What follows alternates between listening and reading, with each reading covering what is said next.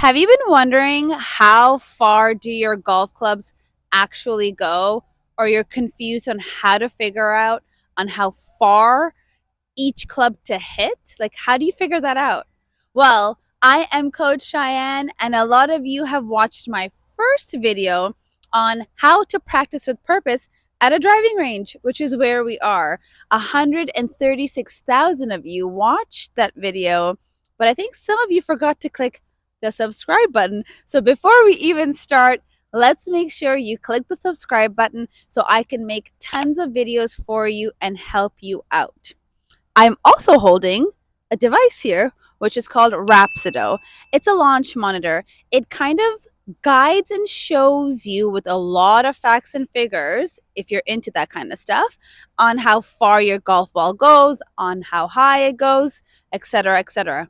Brand new to golf, you don't need all that data to confuse you. So today, what I'm going to show you is how far my driver goes on average, my 7-iron on average, and my pitching wedge, just to show you 3 clubs on how you can come to the golf course or to the driving range and practice with purpose with just 3 clubs. So let's get started. All right, so we have the Rapsodo set up where I have it right down there in line with where my ball is, or it's going to be. I have my cell phone also set up. It's pretty cool. I can do 2 angles for Rapsodo, so I'm very excited about that.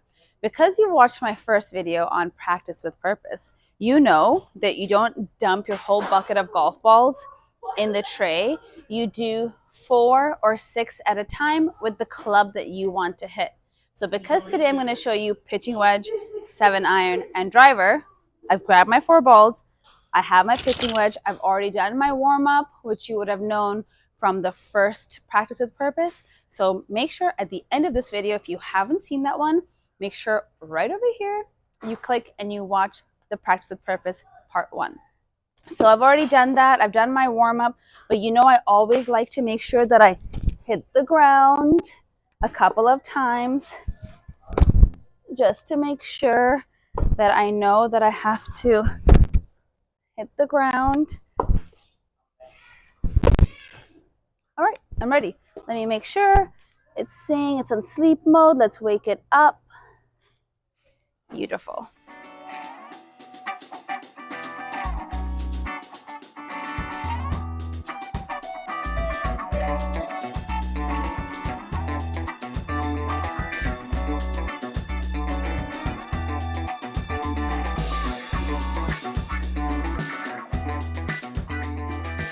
Okay.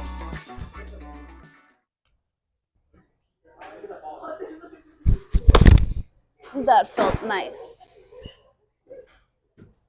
That felt nice and clean. 103, 113. So in my brain, I can always go back to my laptop when I go back at home, go onto the Rapsodo app, see all my numbers.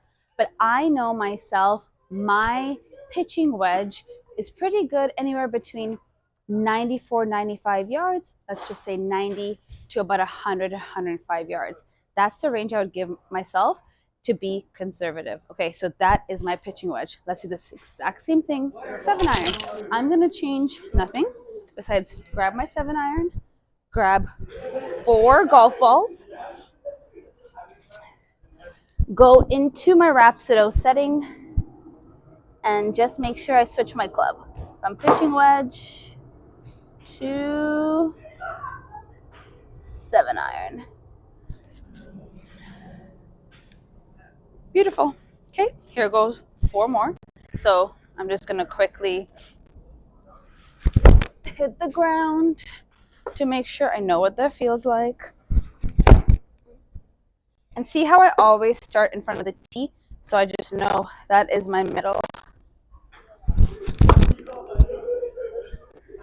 Okay, so I am just like you guys. I haven't practiced at a range at least more than 4-5 months. So I'm getting back into it like most of you probably are.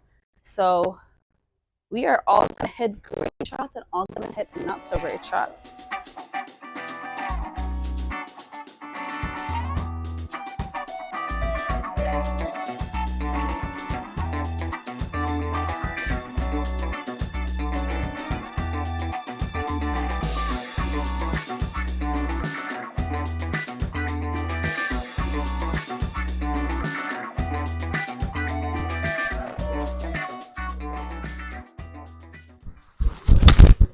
That's the one. We like that. Ooh, got a little kick. All right, so what that is 139. It says carry and 153. I really caught that. Pretty solid. So I know that on average, my 7-iron, considering my miss hits, which I have a few of, it goes around 130 to 135. As you saw, when I really hit the miss hit, it carried 124. So now if I have water in front of me, and if the water is around 125, probably will not take my 7-iron. I want to make sure I really get over that water, so I would take my 6-iron. Those are the kinds of things that once you get a little bit better and better at golf and you know more course management, that's what you have to start thinking about. So you take these numbers to understand, okay, my carry is so much and then my roll is so much.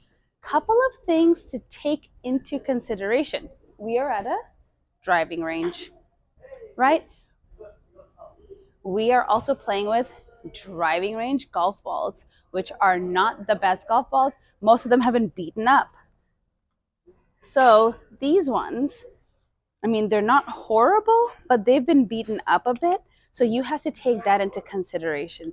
And the last consideration that I would take into, keep in my mind is it's winter time in Canada now. So can you see the smoke? It's cold. Like, I'm freezing cold. My hands are ice as I'm doing this. So I have to keep in mind of the ball when I'm playing winter golf as opposed to in the heat, humidity, wherever I am. Okay? Also, the ball matters. The type of ball that you use will be very different. Those are all very minute little factors. If you're brand new to the game, you just want to know the average your club goes. You know what? And who doesn't want to end with a driver? Who doesn't want to crush a bunch of golf balls? Here comes 4 drives. So what was I doing? I have my driver. If you haven't watched my driver series, make sure at the end of this one or in the description below, you check out the driver series, because this is one of the key things you will want to know, which is the height of the tee. So when you come to a driving range, there will be all different kinds of tees. Come closer so you can see. So we have that one, which will be too short for my driver. I have this one, which is quite high. And how do I know? If you watch my driver series, half of this ball has to go over my driver. All right? So half of the ball, half of the equator has to go over the head of my driver. So I know that this tee is good for me. If it's too short, there's no point practicing your driver. Literally no point of you practicing your driver at the driving range if the tee is incorrect. It will not give you the correct numbers. And the third thing I forgot to mention, one was golf balls, right? Driving range golf balls. The second one was the weather. And the third thing is, because my hands are frozen, you should be practicing with a golf glove. If you don't have one, you should try and go and get one. In the description below, I'll send you some links for other golf gloves that I love that I've tried. But right now, I don't have a glove either, which is not the ideal example to show you. But in my Rapsodo, I will now change it from 7-iron to driver.